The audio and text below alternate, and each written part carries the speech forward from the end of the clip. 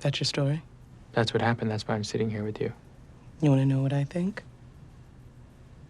Yes, please. I think everything you said is a lie. I wish my partner was here to back up what happened. You filmed him dying. Nightcrawler is easily one of my top 5 Jake Gyllenhaal films. He fought against the director and producers to starve himself, believing Lou should look like a coyote lurking through the streets of LA. Initially they pushed back, but in the end it was clear that Jake's vision for Lou was better. Lou is a cold, calculated sociopath always searching for an opportunity to exploit. And when we first meet him, that opportunity is theft. Stealing scrap metal to make ends meet. But once he discovers that he can make good money recording violent crimes and accidents to sell to local news stations, his ambition for success becomes unstoppable. The scene we're about to break down is Lou's final obstacle before he can walk off into the sunset. And if you haven't seen Nightcrawler yet, this video will contain spoilers. At the start of the film, Lou struggles to get a grip on the Nightcrawler business. I said turn around and leave. I'm fairly certain I'm allowed to film this. Film what? I don't know. What's happening? Walk away or get arrested for obstruction. But over time, he learns how to manipulate the system to his advantage. His big break comes when he stumbles upon a high-profile home invasion in a wealthy neighborhood, the kind of story that sells for a lot of money in his line of work. Lou captures the robbers' identities on camera, but instead of handing the footage over to the police immediately, he holds on to it, plotting on how to milk the situation for more content. And his plan does work for the most part. He gets exactly what he wants, a high-speed chase and a dramatic shootout on camera. But in the process, his partner is killed, which is something Lou intended all along. While his actions bring success, they also bring unwanted attention from the authorities. With investigators closing in, Lou now faces his final test, the interrogation scene. This moment will determine whether he rises to the next level or loses everything. And in classic Lou fashion, he approaches it with cold, calculated precision. Now let's break down exactly how he manipulates his way to victory. The scene begins right after Lou cashes in on his biggest story yet, the high-speed chase and the shootout. Lou is taken in for questioning because for the second time in a row he just happens to be at the right place at the right time, which we already know isn't the case, but the police don't know that. Initially he filmed the robbery and bodies inside the murder house before the authorities arrived, and of course they had questions about this since he was present at the crime scene before anyone else. This time he's taken in for questioning since the footage of the chase and shootout is considered evidence. Once Detective Frontieri enters the room and sits at the table, we immediately get our establishing two-shot here. And as always, a two-shot is used to establish the relationship between two characters, and in this case, that relationship is confrontational. Things seem to be starting off calmly, but given their last interaction, we already know there's tension lurking beneath the surface. You understand that you've been read your rights when you're here voluntarily? That's right, yes.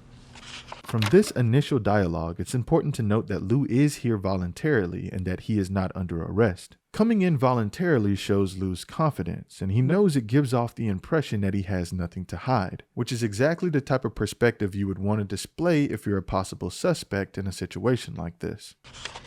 And this is being recorded and filmed? Yes, from the camera up there. Wide angle. Now on the surface, the conversation feels pretty generic, but Lou's response here is a subtle power move. He comments on the interrogation camera being a wide-angle lens as a way to demonstrate his deep understanding of media and visual framing, even under pressure. By mentioning the camera lens, he subtly asserts dominance, showing that he is not intimidated. I'm focusing on framing. A proper frame not only draws the eye into a picture, but keeps it there longer, dissolving the barrier between the subject and the outside of the frame. This is also classic Lou, turning the situation around and making others uncomfortable. Instead of being the one scrutinized, he critiques the presentation of the interrogation, as if he's an observer rather than a suspect. He also seems unimpressed by the setup, given his tone. Wide angle. The detective picks up on Lou's subtle uninterest in the moment, and closes her report to lean in and demand Lou's attention. It's a small detail to urge him to take this matter more seriously. Would you tell me how it is you were at the Chinatown Express tonight and call the 911? It began earlier in the day. I was watering my plant. Then the detective goes on to question him about the 911 call. By bringing up a mundane activity like watering a plant, Lou tries to present himself as an ordinary law-abiding citizen. He wants to create an alibi that makes him seem too harmless and routine-oriented to be involved in something illegal. I looked out my window at my apartment, the one you visited. And I saw a dark-colored vehicle with 2 men inside parked across the street. I didn't think anything of it, otherwise I would have reported it then. Lou emphasizes the line, the one you visited, to not only imply that he has nothing to hide, but to also note how the detective should be aware of this since they've already been to his apartment. He's careful to speak precisely, pointing out how he saw the men earlier but didn't think anything of it. See, by this time in the movie, we're already aware that Lou's story is a complete lie. He makes it sound as though the robbers were stalking him, then he became aware of them, evaded them, and then followed them to a restaurant where he then called 911 after recognizing them. You told me you didn't see the men. That you didn't get a good look at them. It all came back to me when I saw them going in, their shapes and their movements. You saw 2 men. They were just shapes, really. I was afraid, so I hid. Describe the men. It was dark, and then they drove away. Black, white, tall. I couldn't see. The detective tries to continue to play it cool, but it's obvious that she feels that Lou is lying. That's your story? That's what happened. That's why I'm sitting here with you. Unfortunately for the detective, Lou has a pretty solid, well-rehearsed story, and she has nothing beyond a hunch to prove that what he's saying is false. So her only option is to call him out to reveal that she knows the truth to maybe get Lou to break or rattle him. You want to know what I think? Yes, please. I think you withheld information. I think you saw the 2 men in the murder house in Granada Hills, and you sat on it to get something you could film. And this always makes me think about that great line from Denzel in Training Day. It's not what you know, it's what you can prove. Now, in the detective situation, she's not certain about what she knows. She's just smart enough to put the pieces together and understand the kind of person she's up against. But unfortunately, that's not good enough. What do you think about that? I think that would be a very unprofessional thing for me to do in my business. It would be murder. Notice how the detective is becoming more frustrated with Lou, no longer trying to match his calm, dominant demeanor. Her previous methods have failed to work, and she's becoming desperate. I can understand why you're looking into it, but I didn't do anything like that. You don't fool me for a minute. I'm glad. I think everything you said is a lie. And now the detective standing over Lou is her attempting her final act at trying to intimidate him. We cut back to the medium 2 shot where we can see her hovering over Lou in a much more powerful, dominant position. But this still has no effect on Lou, and it soon becomes very clear that she has been defeated. Although from this moment her approach becomes far more aggressive, Lou is able to completely deflect and destroy everything she throws at him. It honestly starts to feel like the final boss battle of a video game, except you're Lou and you now have every possible skill upgrade. I wish my partner was here to back up what happened. You left your dead partner. Well, the ambulance has arrived. They're trained professionals. You filmed him dying. Hey, that's what I do. It's my job. Just as you would expect from a sociopath, all of Lou's responses are calculated, logical, and they seem well rehearsed for authenticity. For example, when he talks about Rick, it sounds more like Lou is saying what he thinks would sound most poetic, rather than displaying genuine loss and grieving for a friend. Yeah, and you seem real broken up about that. No, he died doing what he loved. Now, of course, Lou intentionally got Rick killed since he saw an opportunity to blackmail Lou for half the earnings from his twisted plan. You trying to fire me? Waiting for them to start some shit so you can film it? That's against the fucking law. Yeah, cops would be majorly interested in that, no doubt. I want more money. And this doesn't bother Lou not one bit, because Rick had become a liability to his growing business and a threat to his control. Lou is completely ruthless when it comes to eliminating obstacles, and Rick's increasing awareness of Lou's criminal behavior put him in danger, so he had to go. I can't jeopardize my company's success to retain an untrustworthy employee. See, Lou doesn't form emotional attachments. To him, people are pawns in his business. Rick had served his purpose, but once he became a risk, Lou discarded him like a broken tool. And the most terrifying realization is that he faces no consequences for it. Hey, that's what I do. It's my job.